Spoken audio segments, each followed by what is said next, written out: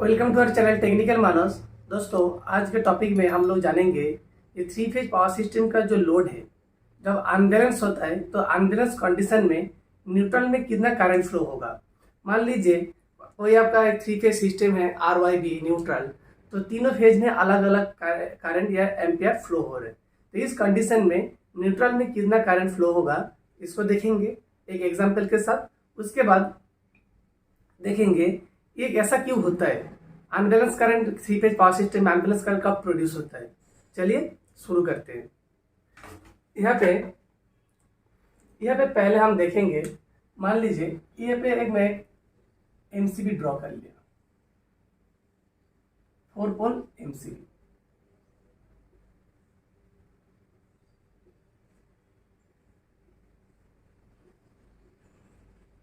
ये एमसीबी है, यहाँ पे थ्री फेज पावर है, ये R Y B and neutral.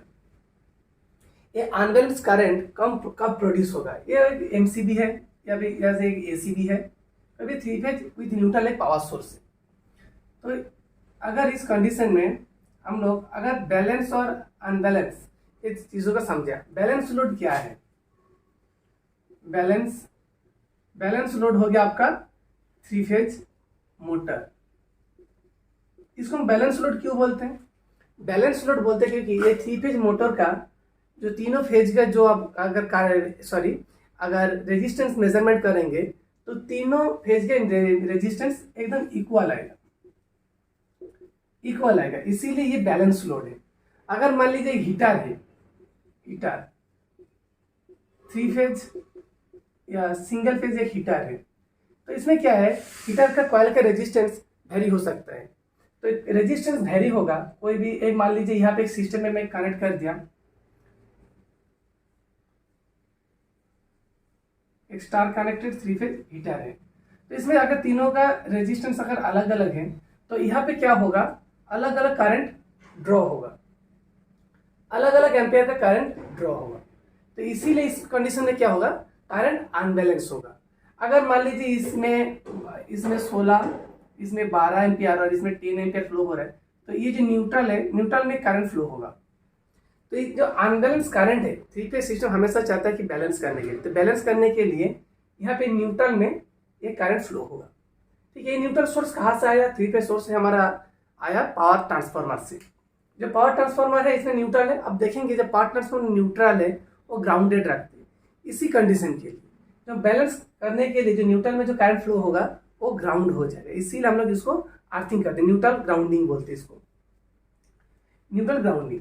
तो अभी मान लीजिए मैं लाइट कनेक्शन किया, लाइट 200 वाट का लाइट कनेक्शन किया, आर और न्यूट्रल के बीच में मैं 10 टो कनेक्शन किया, वाई और न्यूट्रल के बीच में 5 टो और बी और न्यूट्रल के बीच में 7 टो। तो सिंगल फेज लोड है, अलग अलग फेज में अलग अलग करंट फ्लो होगा, क्योंकि 10 नंबर जो 200 वाट का लाइट होगा वो ज्यादा करंट लेगा, 5 नंबर उससे कम लेगा, 7 नंबर क्या इससे थोड़ा 5 नंबर से ज्यादा लेगा। तो अगर ये अनबैलेंस लोड होगा तो अनबैलेंस करंट फ्लो होगा। तो यही इसका रीजन है कोई भी थ्री फेज पावर सिस्टम में। इसीलिए हम लोग जब लोड इंडस्ट्री में जब लोड डिस्ट्रीब्यूट करते हैं सिंगल फेज और थ्री फेज के मिलावट, तो हम लोग सही से देखते हैं, करंट का मेजरमेंट करके और लोड को डिस्ट्रीब्यूट करते हैं। कोई एक फेज में ज्यादा करंट नहीं होना चाहिए। ठीक है, तो ये जो कंडीशन है, ये कंडीशन के लिए हम लोग मेजरमेंट करना है, कोई भी आपका रिले में काम करने के लिए कितना करंट फ्लो हो सकता है, तो ये सब हम लोगों के एक फॉर्मूला है, वो फॉर्मूला आज हम लोग सीखेंगे एक एग्जांपल के साथ। ठीक है, मैं पहले बता दिया कि अनबैलेंस करंट के लिए क्या क्या रीजन हो सकता है। ठीक है, अभी और एक रीजन हो सकता है, मान लीजिए शॉर्ट सर्किट हुआ, इसके साथ इसका शॉर्ट सर्किट हुआ, तो अभी अनबैलेंस करंट फ्लो होगा। ठीक है, तो अभी इसका जो मेन आज के टॉपिक के जो मेन रीजन है अनबैलेंस करंट फ्लो होगा, अगर हम उसको कैलमीटर से मेजरमेंट कर लेंगे, मेजरमेंट करने के बाद न्यूट्रल में कितना करंट फ्लो होगा वो अगर हम लोग चेक कर देना चाहते हैं तो एक फॉर्मूला है, तो फॉर्मूला हम लोग पहले सीखेंगे। ठीक है, मैं एक एग्जांपल के साथ दे रहा हूं। मान लो आर फेज में फ्लो हो रहा है 16 एम्पियर, वाई फेज में हो रहा है आपका 12 एम्पियर और बी फेज में 10 एम्पियर। ठीक है, I R, I Y, I B, ये तीनों सिस्टम। तो अगर इसको आप प्रैक्टिकली चेक करेंगे कि आपका थियोरेटिकल वैल्यू और प्रैक्टिकल वैल्यू सेम आ रहा है कि नहीं, आप चेक कर सकते हैं। आपको क्या करना है, एक 4 पोल एमसीबी लेना है, उसमें आर वाई भी न्यूट्रल रहेगा।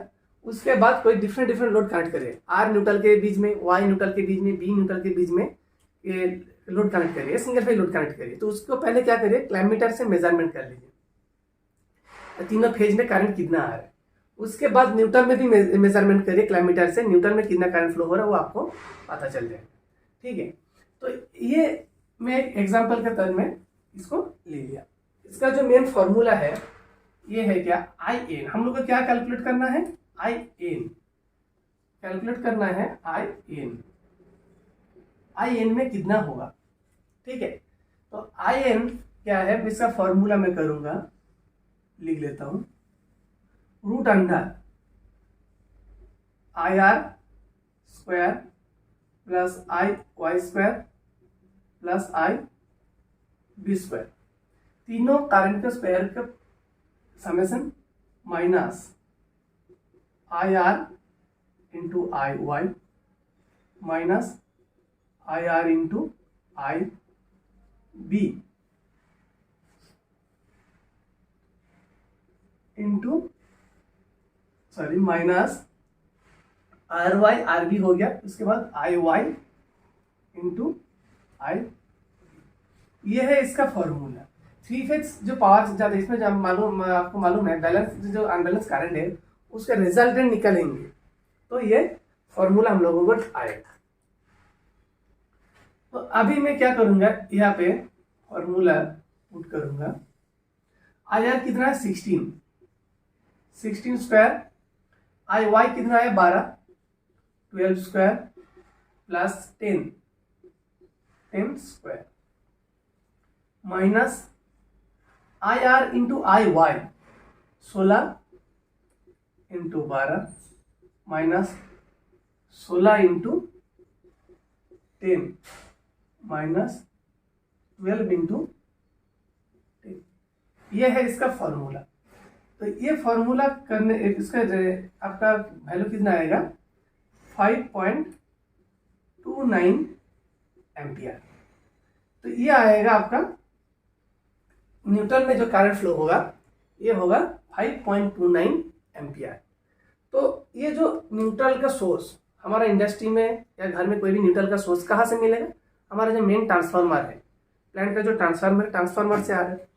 इसीलिए मैं यहाँ पे ड्रॉ कर रहा हूं, मान लीजिए ट्रांसफार्मर है,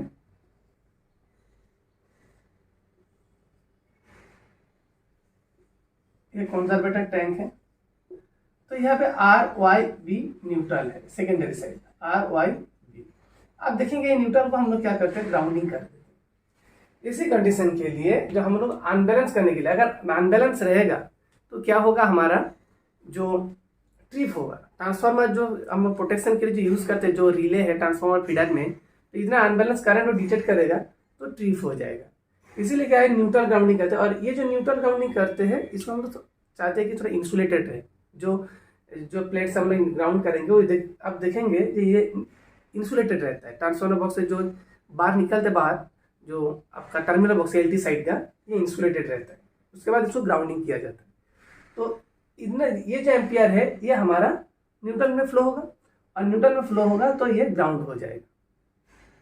ठीक है, फॉर्मूला को याद रखिए, ये बहुत बार इंटरव्यू में पूछा जाता है। चलिए इतना ही। वीडियो अगर अच्छा लगे तो लाइक शेयर कमेंट जरूर कीजिए।